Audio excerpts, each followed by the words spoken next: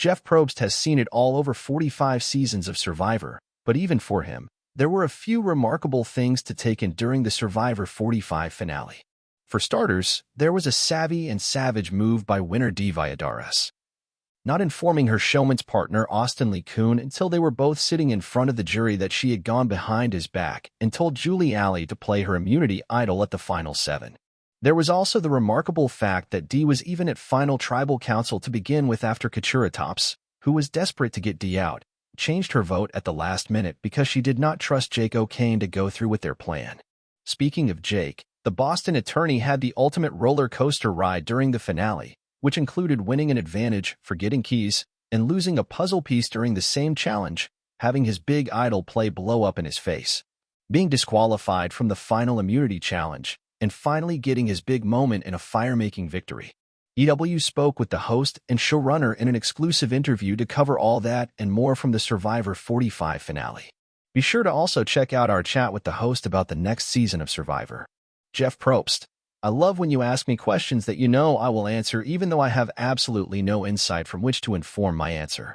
There were some really terrific players this season, so Dee's win is impressive.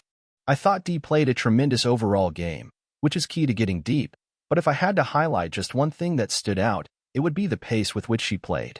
She did a really good job of ebbing and flowing based on the momentum of each day. In the early days, she focused on cementing a solid alliance with Julie, Austin, and Drew. As the game progressed, she decided she could trust that alliance enough to carve out an even deeper alliance with Julie. She continued to pay attention and recognize when the game was shifting to another stage, and that is what she based her decisions on. She really didn't make a big push to take over until late in the game when she could envision a path to the Final Four. That approach worked for Dee. It might not be the right approach for someone else. The key to playing this game is playing the game that works for you. It's so hard to be courageous enough to trust your gut because fear can invade and you worry about making the wrong move. But ultimately it is the only path. I think Dee's best move may have been her last one. Not telling Austin until that final tribal council that she had told Julie to play her idol, since that made Austin appear to the jury like he did not know what was actually going on.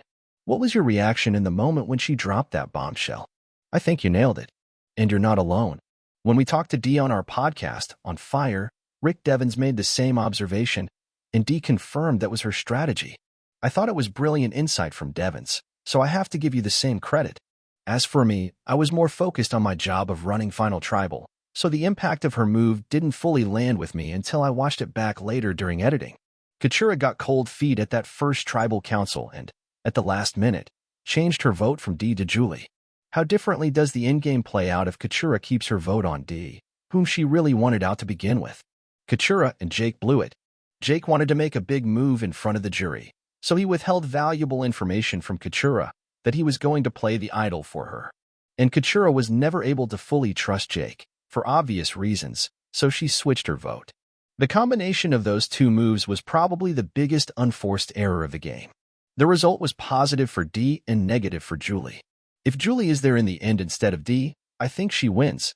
Jake got so frustrated after his cups fell that he actually broke the final immunity challenge, even after you warned him about it.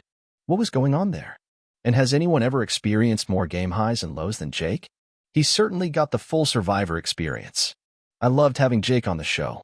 He was so open with his feelings during the game. He shared the struggles he has overcome in his personal life, and he never gave up, not for 1 second of his 26 days. You can't ask for more from a player. His victory in the Final Four fire-making challenge was clearly important and symbolic, and I felt it was a perfect ending to his Survivor adventure. Now that it is all said and done, what will you remember most about this season? From a player standpoint, I put this group up with any group. They were outstanding to watch, fun for me to interact with, they embraced every part of the game, and they gave us a truly entertaining season of Survivor. From a production standpoint, I was really proud of our team for delivering on 90-minute episodes. It is no small feat, and I was really happy with how the season turned out.